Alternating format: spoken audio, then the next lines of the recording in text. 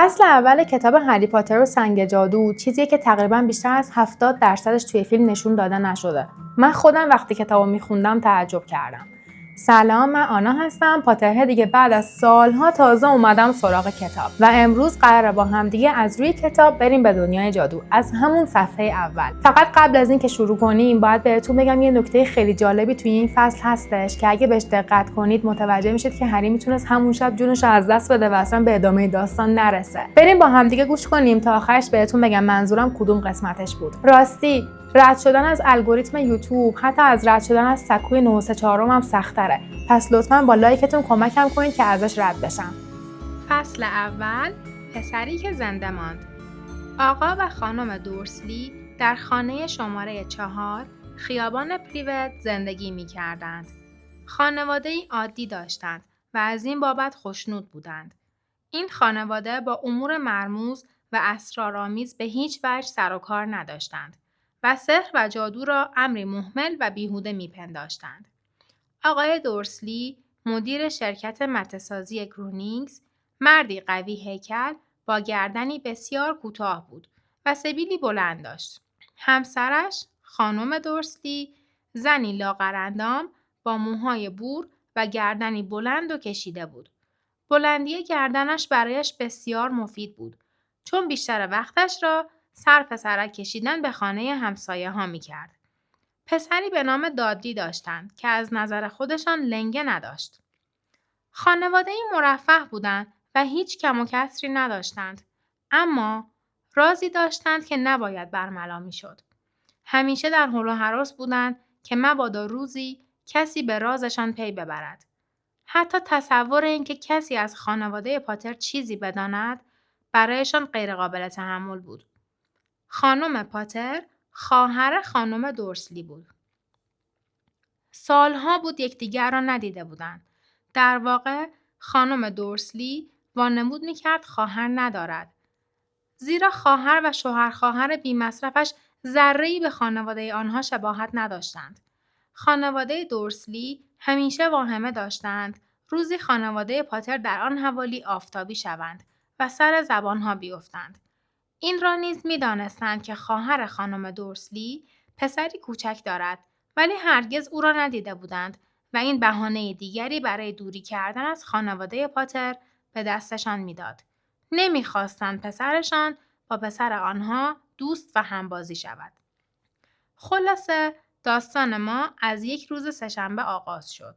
صبح آن روز وقتی آقا و خانم دورسلی بیدار شدند، هوا ابری بود و همه چیز عادی به نظر می رسید و از وقوع یک واقعه عجیب و اسرارآمیز در سراسر کشور هیچ نشانه‌ای وجود نداشت. آقای دورسلی که زیر لب آوازی زمزمه می کرد، یکی از کراوات‌های تکراریش را برداشت. خانم دورسلی هم که پشت سر این و آن غیبت می کرد، دادلی جیغ جیغو را روی صندلیاش نشاند. هیچ کدامشان ندیدند جغدی قهوه‌ای رنگ از مقابل پنجرهشان پر زد و رفت. ساعت 8:30 آقای دورسلی کیفش را برداشت تا به محل کارش برود. از همسرش خداحافظی کرد اما نتوانست دادلی را ببوسد چون نحسی می کرد و بهانه می گرفت و با اوقات تلخی غذایش را به در و دیوار پرتاب می کرد. آقای دورسلی گفت ای وروجک فسقلی و قهقه زنان از در بیرون رفت. سوار اتومبیلش شد و دنده عقب از پارکینگ بیرون آمد. اولین صحنه غیرعادی آن روز گربه‌ای بود که نقشه‌ای را می‌خواند. یک آن متوجه صحنه‌ای که دیده بود نشد، اما بلافاصله رویش را برگرداند تا دوباره نگاه کند. دید گربه‌ای سر کوچه است ولی از نقشه خبری نبود. شاید خیالاتی شده بود. شاید هم آن صحنه حاصل خطای دیدش بود. چند بار پلک زد و به گربه خیره شد. گربه هم به او زل زد. دوباره راه افتاد. اما این بار از آینه اتومبیل گربه را زیر نظر داشت. گربه این بار مشغول خواندن تابلویی بود که رویش نوشته شده بود خیابان پریوت. آقای دورسلی به خود نهیب زد. نه، داره به تابلو نگاه میکنه. آخه گربه‌ها که نمیتونن نقشه یا تابلو بخونن. روی صندلی اتومبیل جابجا شد و فکر گربه را از سر بیرون کرد. اکنون به سمت شهر میرفت و جز سفارش مهم مته آن روز به چیز دیگری فکر نمی‌کرد. در حاشیه شهر ترافیک سنگین بود و همانجا چشمش به افرادی افتاد که لباسهای عجیب غریبی به تن داشتند و جلب توجه می‌کردند. او اصلاً افرادی را که لباسهای عجیب به تن می‌کردند نمی‌پسندید.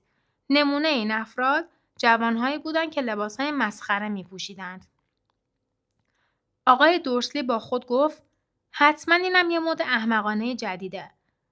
مشاهده آن منظره باعث شد کاملا از یادش برود که به چه چیزی فکر می کرد. با حالتی عصبی انگشتهایش را روی فرمان تکان میداد که چشمش به گروهی شنل پوش افتاد که فاصله چندانی با او نداشتند. آنها با شور و حرارت پچ می کردند. آقای دورسلی وقتی دید یکی از آنها که شنلی سبز داشت فقط کمی از خودش جوانتر است بیشتر عصبانی شد. سر و وضعشان به هیچ وجه مناسب سن و سالشان نبود. عجب وقیح و جلف بودند. اما لحظه‌ای بعد فکر کرد ممکن است آنها در حال اجرای نمایشی باشند. بله، حدسش درست بود. کم کم راهبندان باز شد و دقایقی بعد وارد پارکینگ محل کارش شد. بار دیگر تمام فکرش به مته ها معطوف شد. دفتر آقای دورسلی در طبقه نهم بود و او همیشه پشت به پنجره می نشست.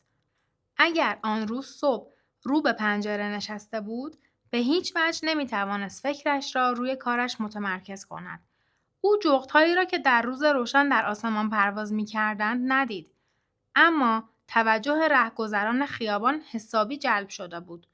مردم جغدهایی را که با سرعت پرواز می کردند به هم نشان می دادند. دهانشان از تعجب باز مانده بود. اکثرشان حتی در شب هم جغد ندیده بودند. آقای دورسلی بیخبر از پرواز جغدها روزی دیگر را آغاز کرد. در محل کارش سر 5 نفر داد کشید و چند تماس تلفنی مهم گرفت. در گفتگوهای تلفنی‌اش هم اوقات تلخی کرد. تا وقت ناهار و پیش از رفتن به نانوایی روبروی شرکت سر حال و شاداب بود. افراد شنل‌پوش را به کلی فراموش کرده بود. اما نزدیک نانوایی با گروهی دیگر از آنان مواجه شد. از کنارشان که رد شد، با خشم و غضب نگاهشان کرد. خودش هم نمیدانست چرا از دیدن اینجور افراد خشمگین می شود. این گروه نیز با شور و حرارت پچ می کردند. صندوق جمع‌آوری اعانه و از این چیزها هم در دست نداشتند. آقای دورسلی در راه بازگشت از نانوایی کیسه دونات بزرگش را محکم گرفته بود و موقع رد شدن از کنار گروه عجیب چند کلمه ای از حرفایشان را شنید. آره درسته، خودم شنیدم که خانواده پاتر بودن. آره پسرشون هری. آقای دورسلی از ترس خشکش زد و به طرف افرادی رفت که با هم پش می کردند. انگار میخواست چیزی به آنها بگوید ولی فکر بهتری به نظرش رسید و از این کار منصرف شد. به سرعت از عرض خیابان گذشت و به دفترش رفت. با بدخلقی از منشیش خواست مزاحم نشود. بعد گوشی تلفن را برداشت و شماره منزلش را گرفت. اما بلافاصله تصمیمش عوض شد و گوشی را گذاشت. به سبیلش دست کشید و در فکر رفت. گیج شده بود. اسم پاتر چندان هم غیر معمول و کمیاب نبود. یقین داشت افراد بیشماری با این اسم وجود دارند که بر حسب اتفاق نام پسرشان هم هری است. حتی اطمینان نداشت اسم خواهرزاده زنش هری باشد. اصلا او را ندیده بود. ممکن بود اسمش هاروی یا هارولد باشد. چرا باید همسرش را نگران می‌کرد؟ او حتی از شنیدن اسم خواهرش هم ناراحت می‌شد. آقای دورسلی هم همسرش را سرزنش نمی‌کرد. اگر خودش همچنین خواهری داشت، همان مسائل پیش می‌آمد. همان افراد شنل‌پوش و غیره. آن روز بعد از ظهر تمرکز روی کارش دشوار به نظر می رسید. ساعت 5 هنگام خروج از ساختمان شرکت به قدری مضطرب بود که جلوی در به شخصی تنه زد و بلافاصله عذرخواهی کرد. غفلتاً به پیرمردی نحیف تنه زده بود. پیرمرد تعادلش را از دست داد و چیزی نمانده بود به زمین بیفتد. چند لحظه بعد که آقای دورسلی به خود آمد، متوجه شد پیرمرد شنلی بنفش به تن دارد. انگار از این برخورد ناگهانی ناراحت نشده بود. پیرمرد لبخندی به پهنای صورتش زد و با صدای زیری که باعث جلب توجه رهگذرها شد گفت: مهم نیست دوست عزیز. امروز هیچی ناراحتم نمیکنه. برو خدا رو شکر کن که بالاخره اسمشو نبر رفته. حتی مشنگ‌هایی مثل تو هم باید در چنین روزی جشن بگیرن و شاد باشن. پیرمرد صمیمانه آقای دورسلی را در آغوش فشرد و بعد از او دور شد. آقای دورسلی سرجاش میخکوب شده بود. پیرمردی او را در آغوش گرفته و مشنگ خطابش کرده بود. هیچ از حرفهایش سر در نیاورده بود. دلواپس و آشفته بود. به سرعت به سوی اتومبیلش رفت و راه منزل را در پیش گرفت. با اینکه به خواب و رویا علاقه‌ای نداشت، امیدوار بود همه اینها را در خواب دیده باشد. پیش از آن هرگز چنین آرزویی نکرده بود. پس از ورود به پارکینگ منزلش، اولین چیزی که توجهش را جلب کرد، همان گربه‌ای بود که صبح دیده بود. تردیدی نداشت همان گربه است، چون خطهای دور چشمش به همان شکل بودند. دیدن مجدد آن گربه اصلاً برایش خوشایند نبود. این بار گربه روی دیوار حیاط منزل خودشان نشسته بود. آقای دورسلی با صدای بلند گفت: پیشته! گربه از جایش تکان نخورد و با قیافه جدی به او زل زد. آقای دورسلی متحیر بود. آیا رفتار گربه طبیعی بود؟ وارد خانه شد و کوشید آرامشش را حفظ کند. همچنان مصمم بود از ماجرای آن روز چیزی به همسرش نگوید. خانم دورسلی روز عادی و خوبی را پشت سر گذاشته بود. سر شام از اختلاف زن همسایه با دخترش میگفت. بعد گفت دادلی کلمه جدید یاد گرفته است. نمیخوام. آقای دورسلی در تمام مدت میکوشید رفتاری عادی داشته باشد. وقتی دادلی خوابید، به اتاق نشیمن رفت که آخرین بخش خبری آن شب را از دست ندهد و درست به موقع تلویزیون را روشن کرد.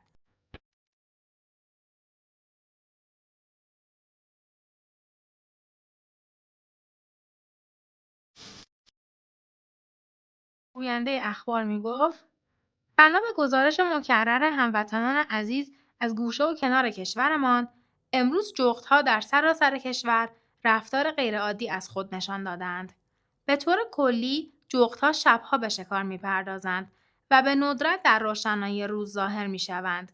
اما امروز از طلوع آفتاب تا این لحظه صدها جغد در سراسر کشور مشاهده شدند.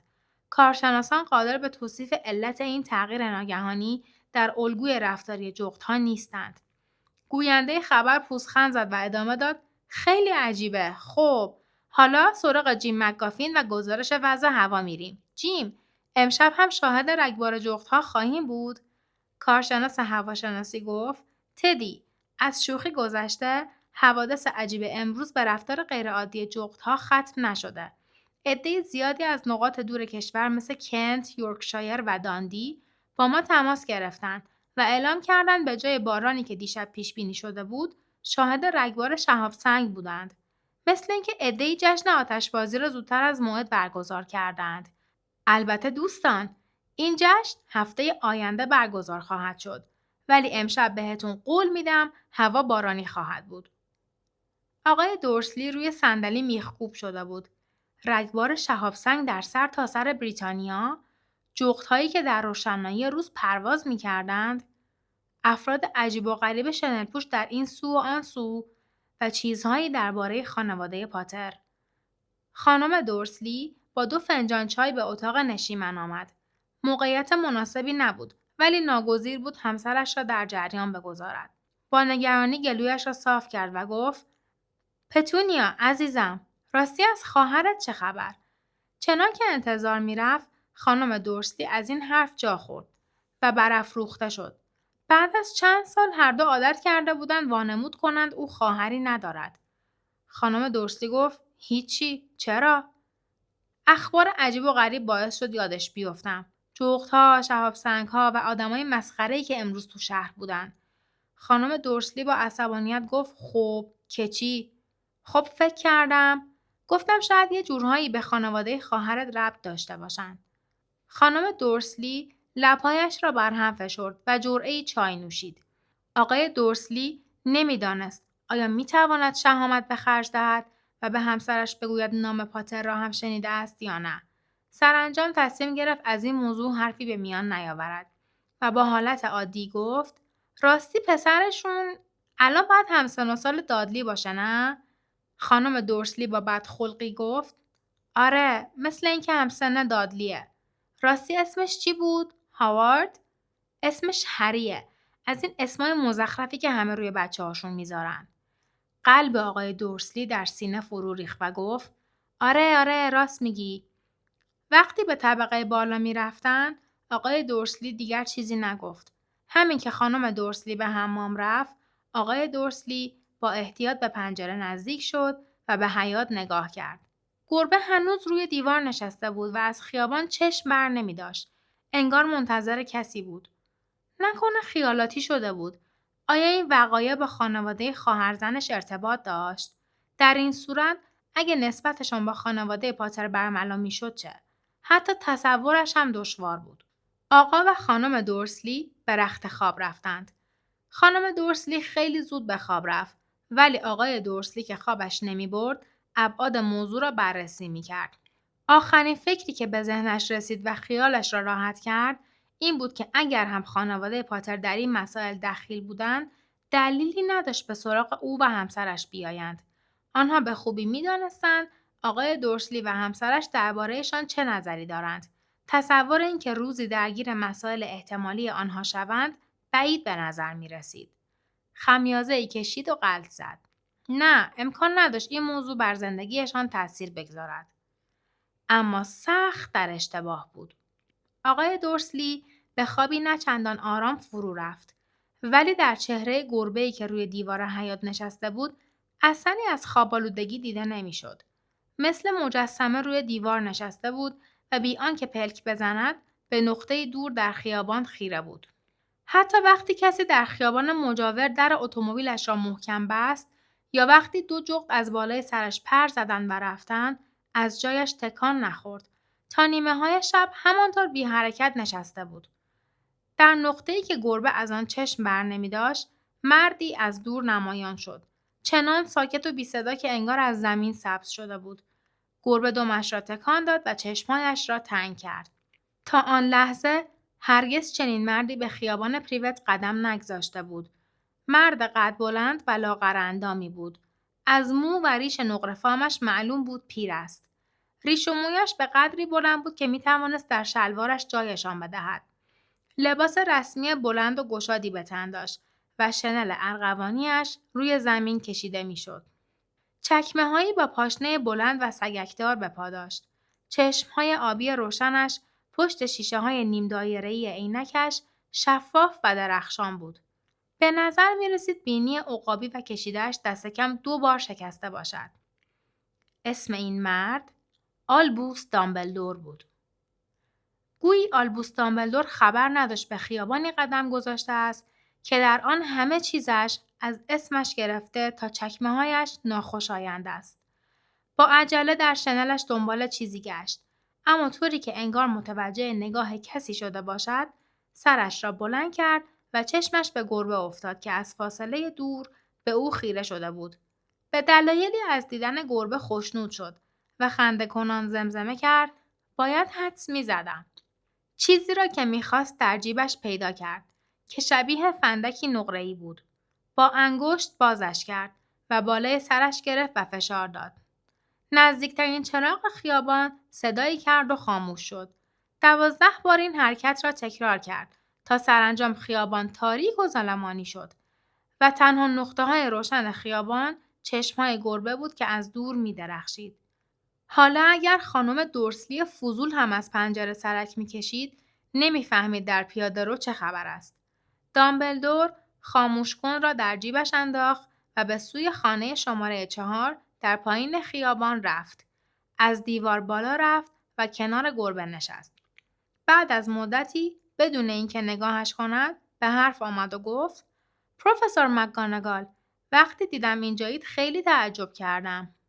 سرش را برگرداند که به گربه لبخند بزند، اما از گربه اثری نبود و به جایش خانمی با قیافه عبوس و جدی نشسته بود. قاب عینکش 4 گوش بود و با خطوط دور چشم گربه سوزنی تفاوت نداشت. او هم شنلی سبز به تن داشت و موهای سیاهش را محکم پشت سرش جمع کرده بود. قیافه‌اش آشفته و پریشان به نظر می رسید. زن پرسید: از کجا منو شناختین؟ آخه پروفسور عزیز، هیچ گربه‌ای مثل مجسمه بی حرکت نمیشینه. اگه شما هم از صبح تا شب روی دیوار آجری می نشستین، بدنتون خشک می شد. چی؟ یعنی از صبح به جای شادی و پایکوبی اینجا نشسته بودین؟ سر راه که می اومدم 10-12 تا جشن و سرور بود. پروفسور مکگاناگال با غضب بینی‌اش را بالا کشید و با بیقراری گفت: بله درسته، همه جشن گرفتن. ولی فکر میکنید همه احتیاط میکنن؟ به هیچ وجه. حتی مشنگ‌ها هم بو بردن و توی اخبارشون منعکس کردن. پروفسور مکگاناگال با حرکت سر به پنجره اتاق نشیمن خانواده دورسلی اشاره کرد و ادامه داد: من خودم شنیدم. جغدها دست دست پرواز میکردن و شهاب سنگ‌ها. اینا احمق که نیستن. علم مشنگ‌ها محدود به مشاهداتشونه. از دیدن اینجور چیزها تعجب کردن. اون از شهاب سنگ‌های توی کنت. شرط می‌بندم که کار دیدالوس دیگل بوده. هیچ وقت از روی عقل و شعور کار نمی‌کنه. دامبلدور به آرامی گفت: نباید سرزنششون کنیم. ما توی این 11 سال گذشته رنگ شادی و جشن و سرور را ندیدیم. میدونم، ولی هر چیزی حدی داره. مردم دیگه دارن شورشو در میارن. توی روز روشن تو خیابونا راه میافتن و شایعه پراکنی میکنن. حداقل لباس مشنگا رو هم نمیپوشن. طوری زیر چشمی به دامبلدور نگاه کرد، انگار انتظار داشت چیزی بگوید، ولی دامبلدور چیزی نگفت. پروفسور مکگاناگال به حرفش ادامه داد: چقدر جالب میشد اگه دقیقاً همون روزی که اسمشو نبر ناپدید شد، مشنگ‌ها هم به اسرارمون پی می‌بردن. دامبلدور، من که گمان میکنم اون واقعاً رفته. بله، برو برگرد نداره. باید خدا رو شکر کنیم. آب نبات لیمویی میخورین؟ چی؟ آب نبات لیمویی. یه جور آب نبات مشنگ هاست که من خیلی دوست دارم. پروفسور مکگاناگال که فکر میکرد موقع مناسبی برای آب نبات خوردن نیست، با بیمیلی گفت: نه متشکرم. همونطور که گفتم، اگه اسمشو نبر رفته باشه. پروفسور عزیزم، مطمئنم که خانم با شعور و فهمیده‌ای مثل شما میتونه اسمش رو به زبون بیاره. همش اسمشو نبر. خیلی مسخره و بی‌معنیه. 11 ساله که میخوام مردم رو متقاعد کنم که این شخص رو به اسم واقعیش یعنی ولدمورت خطاب کنن. پروفسور مکگاناگال بر خود لرزید. اما دامبلدور که سرگرم باز کردن 2 آب نبات لیمویی بود، توجهی نکرد و ادامه داد: با گفتن اسمشو نبر بیشتر گیج میشیم. به نظرم هیچ دلیلی نداره اسم ولدمورت رو به زبون نیاریم.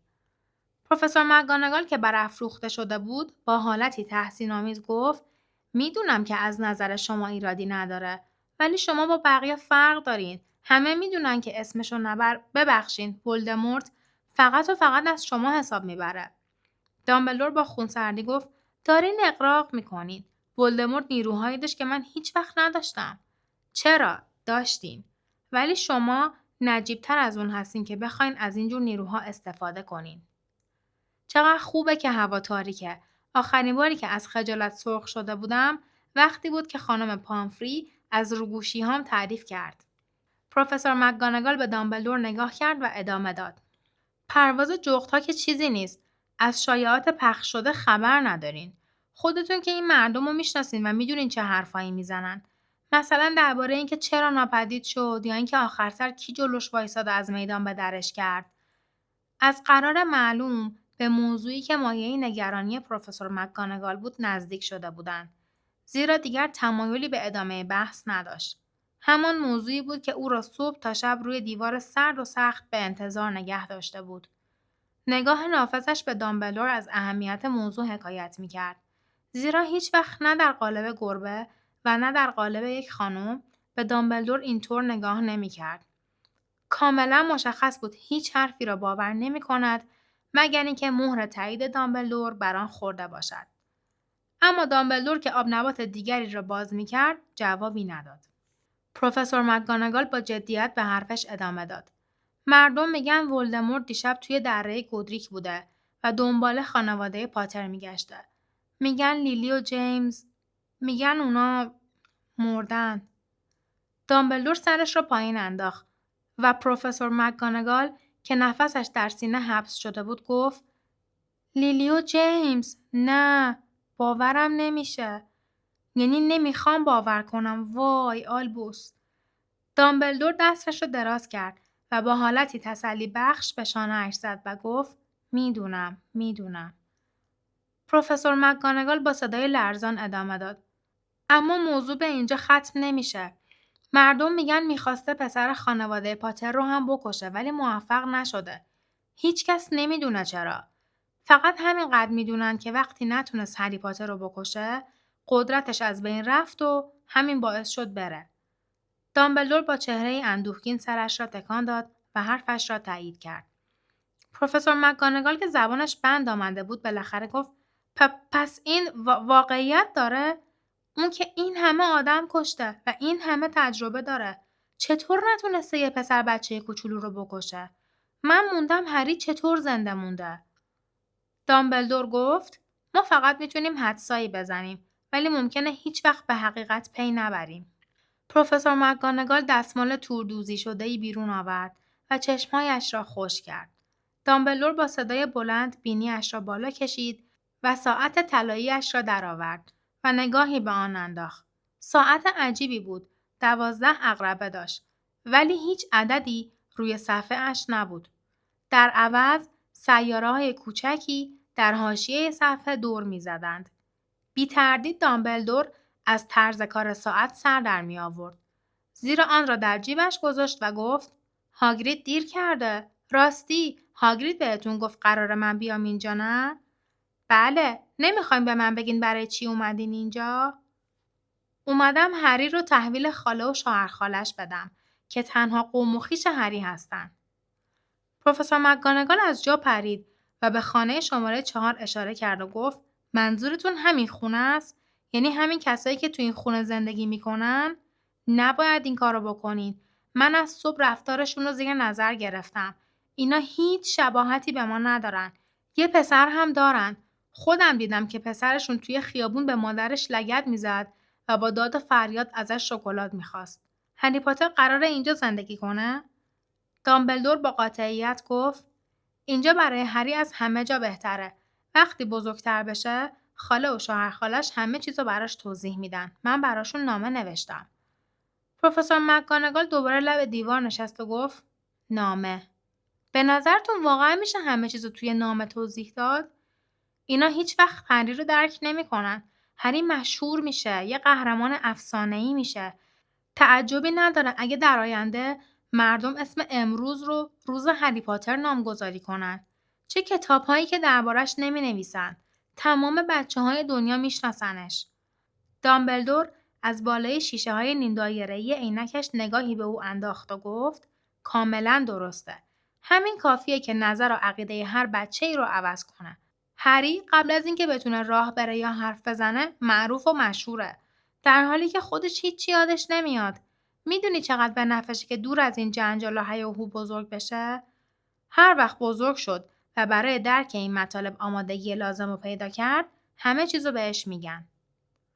پروفسور مکگانگال دهانش رو باز کرد که چیزی بگوید، اما تغییر عقیده داد. بعد آب دهانش را قورت داد و گفت بله حق با شماست. ولی این بچه چطور باید بیاد اینجا؟ ناگهان نگاهی به شنل دامبلدور انداخت.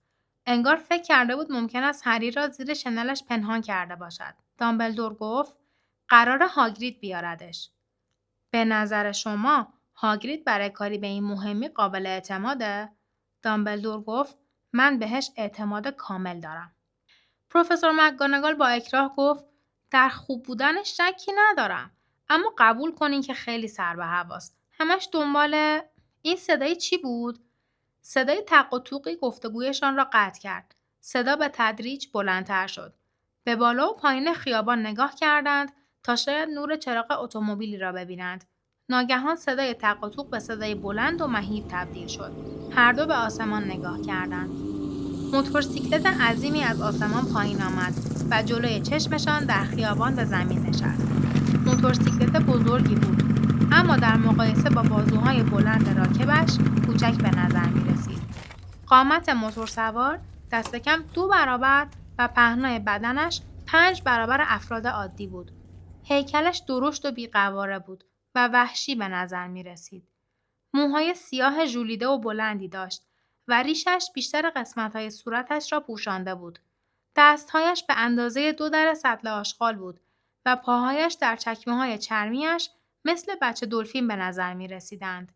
در میان بازوهای عضلانی و ورزیده‌اش پتویی بود که در آن چیزی پیچیده بودند. دامبلدور با خیال آسوده گفت: بالاخره اومدی هاگرید؟ این موتورسیکلت رو از کجا آوردی؟ موجود غول‌پیکر با احتیاط از موتورسیکلت پیاده شد و گفت: جناب پروفسور، موتور رو قرض گرفتم. سیریوس بلک جوون بهم قرض داده قربان. مشکلی که پیش نیامد. نه آقا، خونه‌شون درب و داغون شده بود. ولی قبل از هجوم مشنگ‌ها خودم رفتم و بچه رو آوردم. وقتی داشتیم از بالای بریستول رد می‌شدیم، خوابش برد.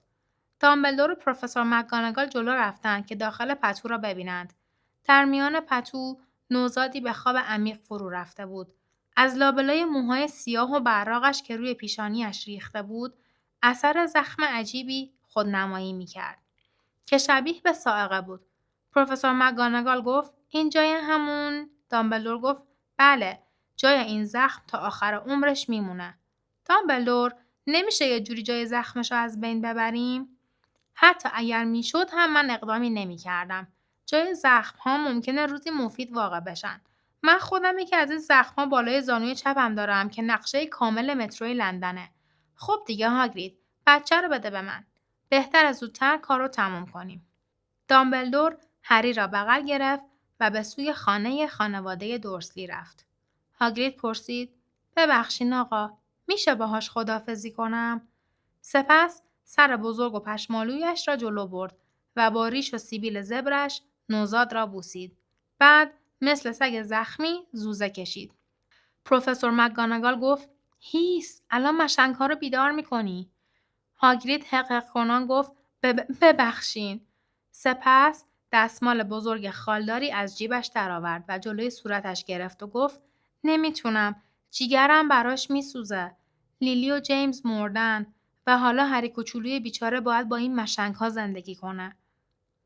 پروفسور مکگانگال به آرامی هاگرید را نوازش کرد و زیر لب گفت: آره خیلی سخته. ولی هاگرید، بهتره آرامشتو حفظ کنی و سر صدا نکنی، وگرنه لو میریم و مشنگا پیدامون میکنن ها. در همان لحظه دامبلدور از روی دیوار کوتاه باغ رد شد و به سوی در ورودی ساختمان رفت. آهسته هری را روی پله جلوی در خانه گذاشت. بعد از جیبش نامه‌ای درآورد و لای پتوی هری گذاشت و به سوی پروفسور مکگانگال و هاگرید برگشت. 1 دقیقه تمام هر سه ایستاده بودند و نمی‌توانستند از بچه کوچک چشم بردارند. شانه‌های هاگرید می‌لرزید. پروفسور مکگانگال با حالتی عصبی پلک می‌زد و درخشش چشم‌های دامبلدور بی‌فروغ شده بود. سرانجام دامبلدور گفت: خب اینم از این. دیگه کارمون تموم شد. حالا میتونیم بریم و به مراسم جشن بپیوندیم. هاگرید با صدای گرفته‌ای گفت: منم باید زودتر برم و موتورسیکلت سیریوس بلک رو بهش پس بدم. شب بخیر. هاگرید با آستینش اشک‌هایش را پاک کرد و سوار موتورسیکلت شد و روشنش کرد. موتورسیکلت با صدای مهیب به هوا رفت و در سیاهی شب ناپدید شد. دامبلدور سرش را تکان داد و به پروفسور مکگانگال گفت: فعلا خداحافظ. پروفسور مکگانگال سر تکان داد و بینیش را بالا کشید. دامبلدور برگشت و از خیابان پایین رفت. در انتهای خیابان ایستاد. خاموشکن نقره‌ای را درآورد و دوباره درش را باز کرد و فشار داد. 12 چراغ دوباره روشن شدند و نور نارنجی رنگشان بار دیگر خیابان پریوت را روشن کرد. از دور گربه‌ای را دید که دور می‌شد. در آن لحظه تنها چیزی که به چشم می‌خورد بچه کوچکی بود که جلوی ساختمان شماره 4 خیابان پریوت قرار داشت. دامبلدور زیر لب گفت: موفق باشی هری. سپس روی پاشنه پا چرخید. شنلش در هوا پیچ و تاب خورد و به سرعت از آنجا رفت. در تاریکی شب نسیمی لابلای پرچین‌های آراسته خیابان پریوت می‌وزید و هیچ کس گمان نمی‌کرد وقایع غیرمنتظره‌ای در شرف وقوع باشد. هری در خواب غلط زد و دست کوچک خود را کنار نامه گذاشت. نمی‌دانست چه شخصیت منحصر به فرد و مشهوری است. نمی‌دانست چند ساعت دیگر با صدای جیغ خانم دورسلی که برای برداشتن بطری‌های شیر در خانه را باز می‌کند بیدار می‌شود. نمیدانست در چند هفته آینده دادلی، پسر خاله‌اش، او را نیشگون میگیرد، سیخونک میزند و آزار میدهد. بی هیچ دغدغه‌ای خوابیده بود. حتی نمیدانست در همان لحظه در سراسر کشور پنهانی به جشن و سرور پرداختند و آهسته به هم میگویند زنده باد هری پاتر، پسری که زنده ماند. خب فصل اول تموم شد و ما توی این فصل فهمیدیم که هری کی بوده، از کجا اومده و چرا اون جهان جادو اونقدر ازش مراقبت میکرده. اگه خاطرتون باشه گزارشگر هواشناسی اون شب تو تلویزیون قول بارون داده بود و هری بیچاره تا صبح دم در بود و اگه واقعا بارون میومد این بچه میتونه سینه پهلو بکنه یا تا صبح اصلا جون سالم به در نبره. پس واقعا خوش شانس بوده. اما فصل دوم جاییه که توش هری تازه میفهمه که کیه و چه قدرت‌هایی داره. اگر دوست داری اون فصلا با من همراه باشی حتما سابسکرایبم کن چون من هر هفته یه فصل میذارم. راستی تو کامنت ها بهم بگو که توی این فصل کدوم قسمت برات جدید و جالب بود، حتما بهت جواب میدم.